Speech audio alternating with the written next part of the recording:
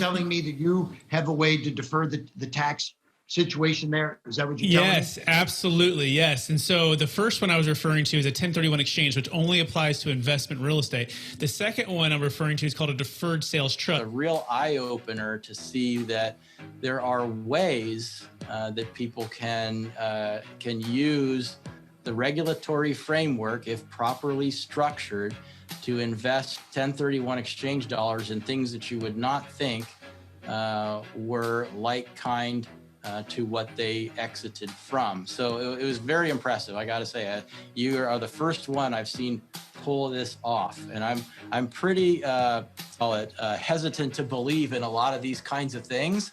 So it's a major feat for me to say, wow, this actually really worked, and it was really cool. 1031 is a way to shelter your income when you sell the thing.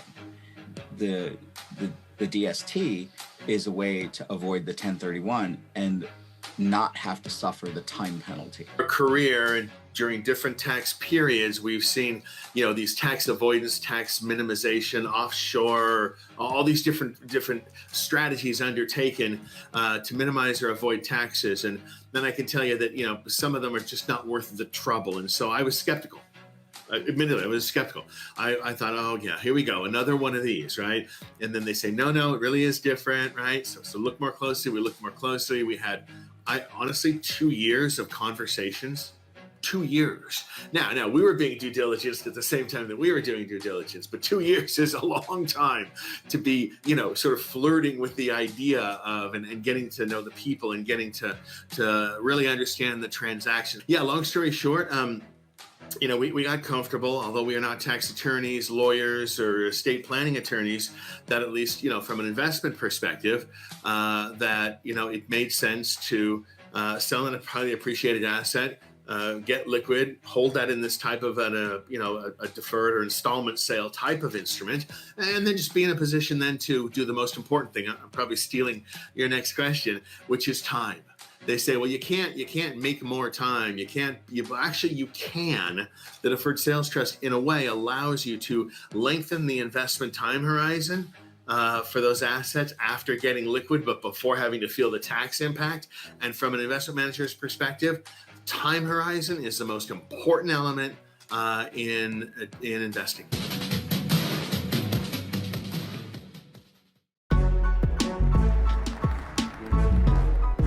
Hello, everybody. Real quick, if you could squeeze in, if there's a chair next to you, that would be fantastic. And for those in the back, there's more chairs coming. It's a little, so that you can sit down. So if anyone's not sitting next to you, if you could squeeze in, that'd be fantastic. So hello, everybody. My name is Brett Swarts, and I am more than thrilled to be here. I want to thank Joe. I want to thank Frank. I want to thank Ben. The story starts about 4 years ago. How many of you guys have tried to cold call, maybe Joe or Frank and try to sell them your thing? Well, that was me. I was sitting in my office in Roseville, California, figuring out a way, how can I get the message across of something that I believe is a game changer for all commercial real estate syndicators, operators, and for those who are trying to help people create and preserve more wealth. And I remember cold emailing him, and I imagine Joe and Frank get a lot of emails and no response. And so I said, well, maybe I'll give them a call, and I didn't really have their numbers, kind of the corporate number, right? And I struck out, but I said, you know what? I got to find a way to try to get their attention the best I could. And so I went to the podcast world. How many podcasters out here? All right, you're my people. I love the podcast. If you haven't started one, I'd encourage you to do that. You can meet some amazing people, like a Kevin Harrington from Shark Tank, and like a lot of really smart people that otherwise I wouldn't be able to get in the room with. And so this presentation and this opportunity to be here is basically a 2006 to right now journey, and I want to start there and kind of give you a little bit of background about me and my story, because realize that I was at this point about in 2009 learning about the Deferred Sales Trust for the first time, thinking, I don't know anything about tax. I'm not a CPA. I'm not a tax professional. I don't want to step in something that I can get in trouble with. And, I'm not maybe qualified to do this. And so 2006, who remembers that time? It was kind of like low inventory, very high prices, rapid appreciation in deals, very difficult to find 1031 exchanges in short time frames. Well, I was at a company called Marcus & Millichap. Anyone familiar with them? And had an opportunity to learn from some of the best in the business about real estate. We learned about the 1031 exchange on about day 3. And we like to say we were like the Navy SEALs of multifamily investment real estate. And so I got to learn underwriting, and I got to learn negotiation, and I got to learn how to structure deals, how to buy deals, what's a cap rate, what's an IRR, all the really neat things about commercial real estate underwriting.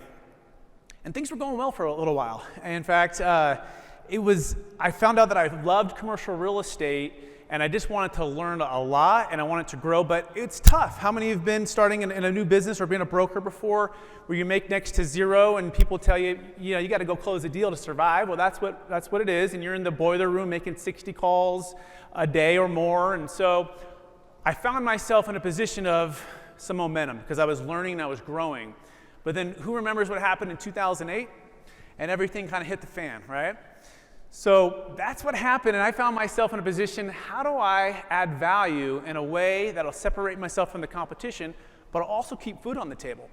My wife and I at the time, it wasn't, let's just say financially, we were in a tough spot. I had just graduated from college, I was just getting going in the business, and we had a new baby at home, and one of our dreams was to keep her home full time, and I said, you know what, it's gonna be tough because commissions were another deal had fallen apart. It's a random Thursday. I remember sitting in my mentor's office, and another 1031 exchange fell apart. And I'm like, oh my gosh, I don't know how I'm gonna, buy groceries, pay for rent. I'm going into debt. And so I did what every, entrepreneur or real estate wannabe does. You get a side hustle. How many of the side hustles right now? Anyone doing side hustles? Okay, and so my side hustle was a place called Cheesecake Factory. Anyone remember Cheesecake Factory? You still go to those places, right? It's still open, right? They're one of the top restaurants. So I walk into Cheesecake Factory, I'm like, hey, look, I have 2 degrees and a minor, and I work at Marcus & Millichap. That's my dream, but I got to keep the lights on. Can I get a side hustle, right? Can I work here? And they said, we'll give you a job if you stay here for 2 years. And that wasn't easy, right? Because I'm thinking I'm the hot shot Marcus & Millichap, broker, going to make it in the business, but all of a sudden I found myself in a position where I'm not sure how I'm going to keep the lights on, keep things going. But I did that. I did that for 2 years. But when I was going through this struggle, so were my clients. See, I had clients who had overpaid for the 1031 exchange, and they had lost half. Some had lost everything. In fact, we went with a client. He had a $50 million portfolio of apartment complexes, and this is like early 2007. And we said, hey, we think it's a good time to sell. He goes, look, I don't want a 1031. I want to hold on to my properties. And over the next 3 years, between 08 and 011, he lost everything. And so when I was assessing what happened, we figured out that the 1031 exchange is not always your friend. By the way, how many of you participated in the poll today or last few days? It was about, what's your biggest frustration with the 1031 exchange? So I started asking that question, and the biggest thing that came up was the shotgun wedding, right? You got to get engaged in 45 days. You got to get married in 180. And people felt trapped and rushed and forced to overpay for properties, and now they were suffering for it. And so my manager brought in a gentleman who's now my business partner to speak on the Deferred Sales Trust. And we sat there listening to him, and I said, if what he's saying is Netflix and what we've been doing is Blockbuster, this will change the way we trade real estate.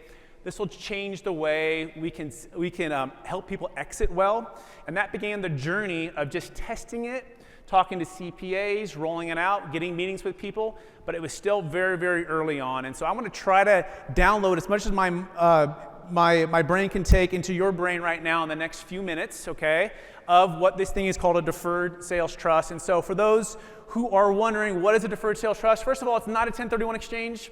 It's not a Delaware statutory trust. It's not a tenant in common, okay? These get confused because it's a DST. DST, we like to say we're the other DST, or the Deferred Sales Trust Netflix version of the old Blockbuster 1031. And why do you guys even care today? Well, I think some of you might want to be able to raise capital. You might want to be able to help people create and preserve more wealth. And so what we've been able to find as we've navigated this, it's not just for real estate properties. It's also for cryptocurrency. And this is changing the game. And I'm telling you, for some of my clients now, it's so exciting because we've just broken what we like to call in my world, the 4-minute mile, right? Where most people think about the 1031 as only a way to defer tax and move into deals. And you might do a tenant in common, you might carve out something somewhere. But what if you could take cryptocurrency, defer the tax, and move it into your syndication, all tax deferred? okay, and raise millions instead of thousands. In fact, you guys did a survey, and a lot of the survey said most folks are raising capital from people who have $50,000 to $100,000 in their savings, okay, some of them in the IRAs, which is great. But what if you could do $1 million, $2 million, $3 million, $5 million, $10 million per investor and add value on the way in?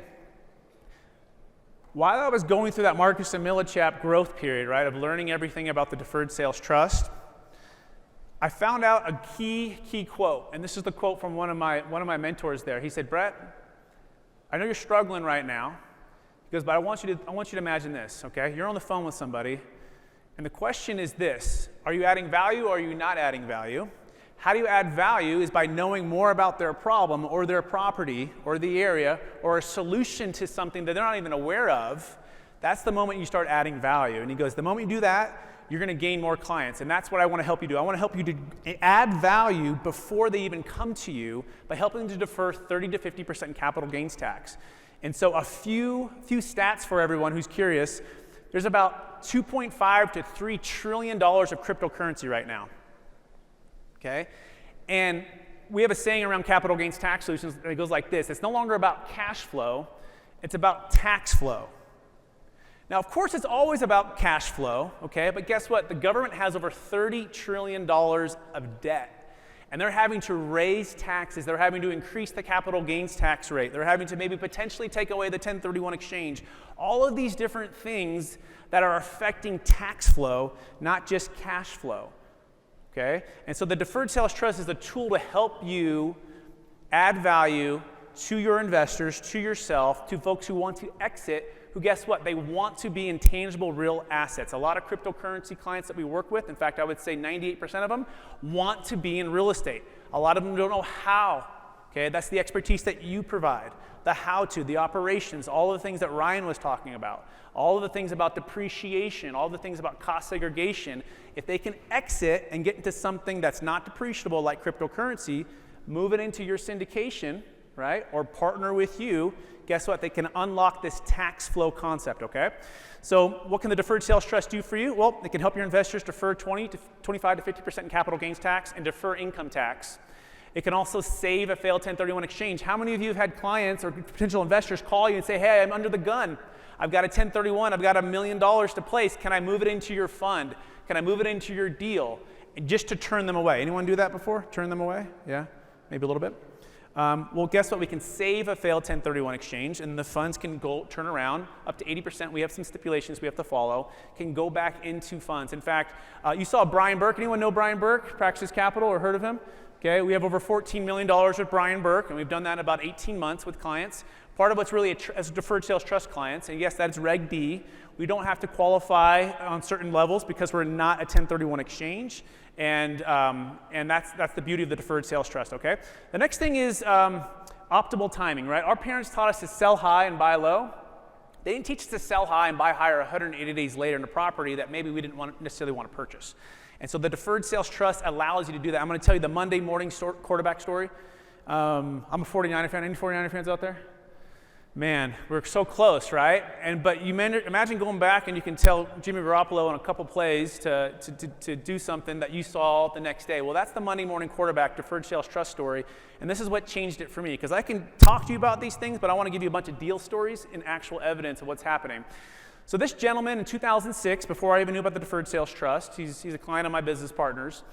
Anyone from Minnesota, by the way? Minnesota Vikings Stadium. Okay, so this guy owns a lot. Okay, he's hundreds of millions of dollars, but he's selling a $20 million commercial real estate asset. This guy hates the stock market, and he's looking at the marketplace, and he's going, I don't think this is going to last. I don't think it's sustainable. Now, he didn't think 2008 would be so hard, but basically said, you know what? I'm going to sell high, and I'm not going to 1031 exchange for the first time, and I'm going to take a leap of faith and go into the Deferred Sales Trust. He had never heard of it. He wasn't sure. He deferred all of his tax, and guess what happened 5 years later?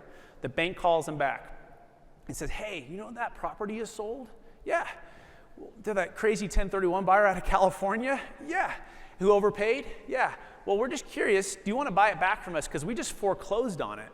And he goes, well, maybe, what's the price? And he said about 60 cents less than what you sold it for. He goes, that sounds pretty good. Give me a couple days. And he's able to reallocate in what he was in a conservative stock market, liquid funds for his investments, they're all tax deferred, into an LLC and purchase that property at 60 cents on the dollar. We call it the Monday morning quarterback because how many of us, knowing what we know now, in 06 would have probably sold everything, paid all the tax, and just waited to buy properties at 50 cents on the dollar? That's the Monday morning quarterback. But what if you can do that without having to pay the tax, being able to defer the tax? Well, that's exactly what he did. So I'm sitting outside of my car, and at this point, I went between Marcus and Millichap to Cheesecake Factory to medical sales jobs, and I'm just trying to keep food on the table. You see, I had not only one kid from when I first started, my wife and I had an additional 4 kids. So now we have 5 kids. We had 4 daughters and a young son, and our dream was to be able to keep her home full time. And so how do we do that? Well, whatever it would take. And so I'm sitting in the medical sales job, and I'm going, okay, I'm making some good money, and I could do fine here, but my heart was with the Deferred Sales Trust and commercial real estate. And he told me the story, and I said, would you tell me it again? Would you tell me it again? I'm going, how does not everyone know about this? Like, if what you're saying is true, this is truly Netflix. And Netflix allows us, in the way of the Deferred Sales Trust, to have optimal timing, tax deferral, liquidity, and to buy when it makes sense for the client, okay? And so, by the way, who is the Deferred Sales Trust for? The minimum size deal, just to be real straightforward, is a $1 million net proceeds, $1 million gain. Okay? Unless you have 2 assets at $500,000 each that you're selling in a short period of time. Why is that, Brett? Because the ROI needs to make sense.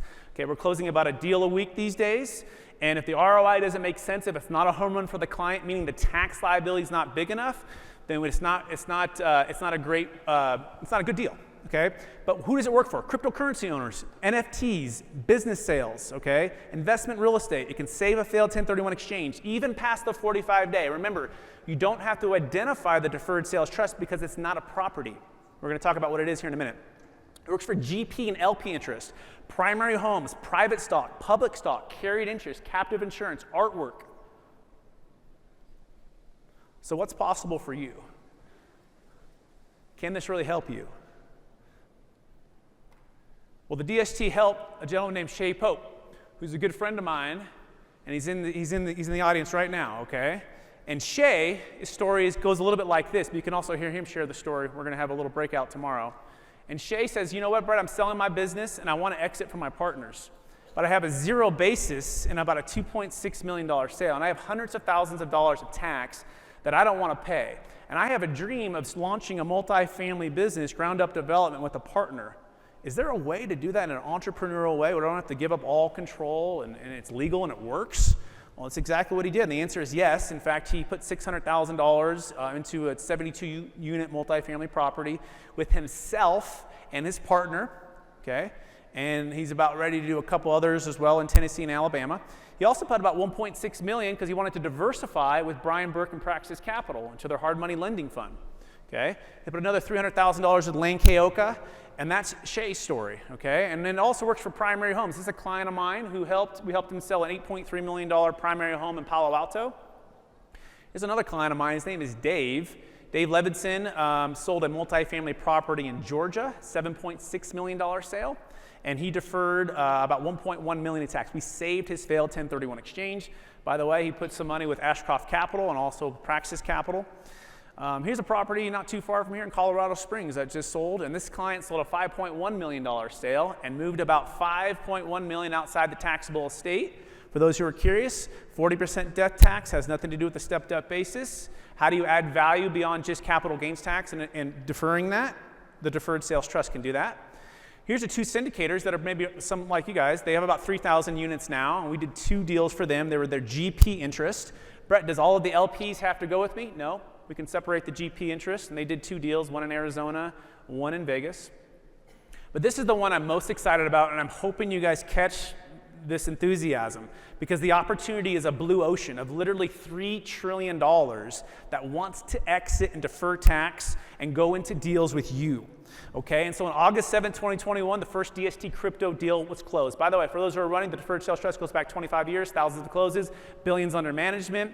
It's worked for just about everything you could think of, but for the first time, it worked for cryptocurrency owners. Without using a 1031 exchange, this particular client of mine exited $5 million of $13 million of crypto. He went on to exit another $2.5 million as well.